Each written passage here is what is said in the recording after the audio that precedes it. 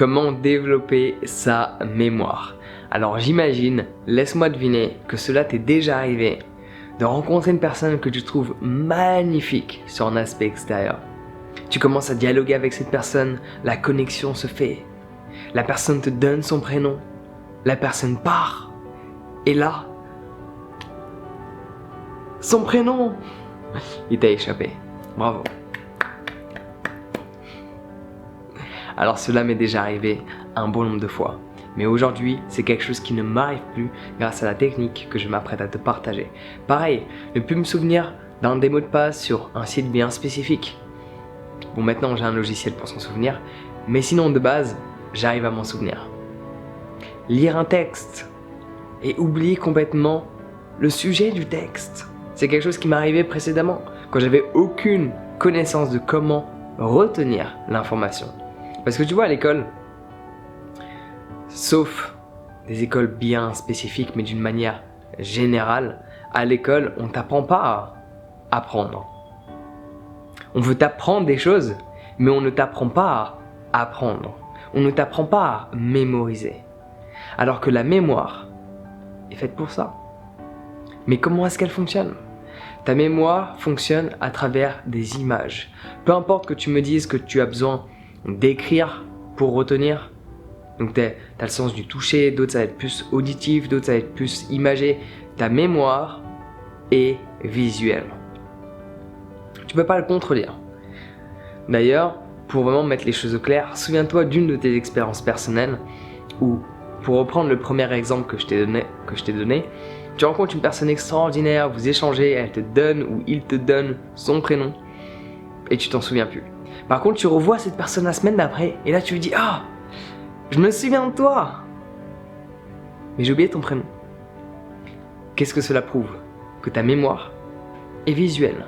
Il n'y a pas un seul moment dans ta vie où tu es allé voir quelqu'un et tu lui as dit « Tiens, toi, je me souviens de ton prénom, mais je me souviens plus de ton visage. » C'est pas quelque chose qui arrive. C'est pour cela que les gens disent régulièrement « J'ai besoin de voir. » T'as pas une photo de cette personne? Son prénom me dit quelque chose, mais dès que tu vois l'image de la personne, la connexion se fait entre les deux. Du coup, pour développer ta mémoire, il faut que tu apprennes à visualiser. Si tu veux retenir un mot de passe, il faut que tu le visualises dans un ordre bien spécifique. Si tu veux mémoriser un prénom, il faut que tu visualises la personne avec son prénom dans un contexte bien spécifique qui va t'aider à le retenir. Quoi que ce soit que tu veux mémoriser, donc du coup développer ta mémoire, parce qu'une mémoire c'est comme un muscle, cela se travaille. Ok, tu peux avoir une faible capacité à mémoriser les choses, tu n'es pas né avec. C'est juste que tu ne l'as pas entraîné. Quand tu t'entraînes à mémoriser, quand tu t'entraînes à retenir l'information, tu vas développer tes capacités de mémorisation. Donc c'est comme un muscle, il faut le voir comme un muscle. Il faut l'entraîner, ok? Et comme le disait Bruce Lee, l'homme qui donne 1000 coups de pied à la journée. Non, il n'a pas dit ça comme ça. On recommence, on rembobine. Voilà. C'était pas tout de suite que j'attendais cet appel, donc j'espère que tu vas patienter. Je pensais d'habitude, quand je fais mes vidéos, mon téléphone est en mode avion. Mais que se passe-t-il, Jean? Ça va, il a pas trop insisté. J'espère qu'il va pas se mettre à rappeler et qu'il va patienter. Donc on rembobine. Jet Li, qu'est-ce qu'il disait? J'ai plus peur de l'homme qui met un coup de pied chaque jour pendant 1000 jours que l'homme qui met 1000 coups de pied en un jour. Une seule fois. C'est comme un muscle. Il faut que tu le travailles chaque jour. Chaque jour, fais en sorte de mémoriser des choses. Tu rencontres une personne qui te dit son prénom et c'est ton souvenir. Comment le faire? Tu vas visualiser cette personne avec son prénom. Donc si la personne s'appelle Thomas par exemple ou Isabelle, peu importe son prénom, chacun ses préférences. Et visualise cette personne habillée d'une certaine manière. Souviens-toi de ses habits lors de la première rencontre. Souviens-toi de l'environnement. Et si cela n'est pas nécessaire, le fait de vraiment prendre conscience pendant que cette personne te donne son prénom ou une fois qu'elle est partie, comme ça t'es plus dans le jus, tu n'es plus là à l'observer de la tête aux pieds, chose qui ne se fait pas trop dans notre quotidien. Tu prends l'instant pour prendre du recul et te souvenir du contexte de la situation. J'ai rencontré cette personne un matin, dans tel café, dans tel lieu, dans telle région. Quel était le contexte? Qu'est-ce qu'on s'est dit? Ça, c'est une astuce qui va te permettre de remettre les choses dans le contexte, de remettre les images qui entouraient la personne. C'est comme si tu reconstitues un puzzle. Mais si cela n'est pas nécessaire parce que tu n'as vraiment pas pris l'habitude de travailler sur ta mémoire, une astuce qui fonctionne encore mieux, faut pas le dire à la personne, mais tu peux la visualiser, faire quelque chose de très bizarre. Du style, elle est à poil sur un cheval. Et tu te souviens de son prénom. Mettons, tu vois Isabelle à poil sur un cheval. Puis tu vois Thomas avec une mallette avec $1 million dedans. Puis tu vois Gérard en train de se raser la tête par lui-même. Le fait de créer un moment fort avec la personne, avec son prénom, ça te permet de mieux mémoriser. Parce que généralement, on se souvient du prénom d'une personne qui a beaucoup d'importance pour nous. Alors parfois, on va rencontrer quelqu'un qui on pense cette personne a de l'importance à nos yeux, mais au final, elle n'en a pas tant que ça parce que l'on ne se souvient pas de son prénom. Quand tu rencontres quelqu'un qui tu sais va complètement changer ta vie, que ce soit sur le plan financier, le plan émotionnel, le plan spirituel, cette personne est là pour une raison bien spécifique. Et tu as envie de passer beaucoup plus de temps avec cette personne et non pas uniquement aujourd'hui. Et tu ressens que cela est possible, tu ressens que tu vas la revoir, que tu vas le revoir, mais revoir cette personne d'un ordre général, tu vas te souvenir de son prénom. Donc il faut que tu associes un élément, une image bien spécifique qui peut être assez bizarre, bouleversante, juste pour que tu t'en souviennes. Les choses que tu te souviens dans ton quotidien sont des choses que tu as vécues avec une émotion forte. Tu vas pas oublier le jour où tu fais un saut en parachute, où tu sautes d'un pont. T'oublies pas ces moments-là. Pourquoi ? Parce qu'ils étaient forts en émotion, étant donné que l'image est complète.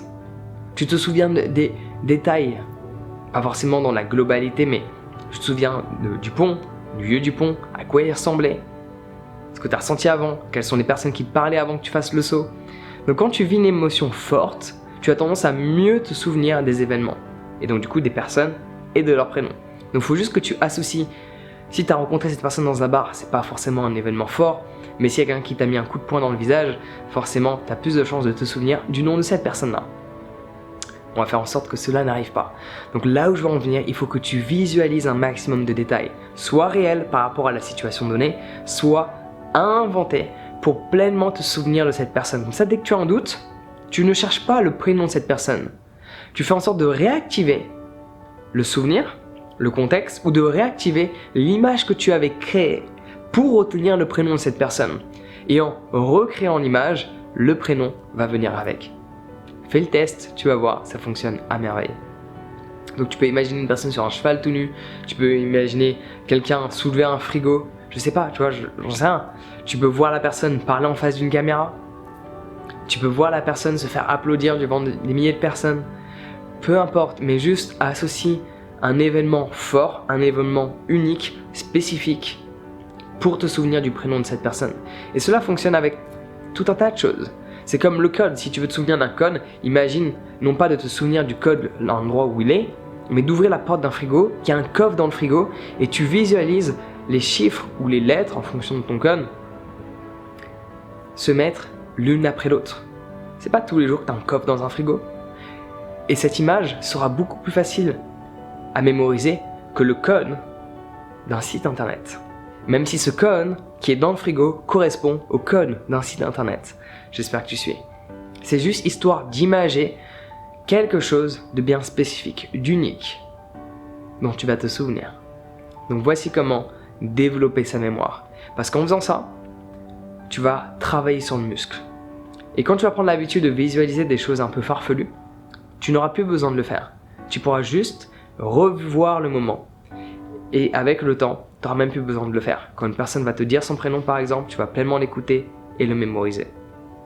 Voici comment développer sa mémoire. Il faut pleinement visualiser. Et surtout, quand tu lis, quand tu écoutes, quand tu cherches à mémoriser quoi que ce soit,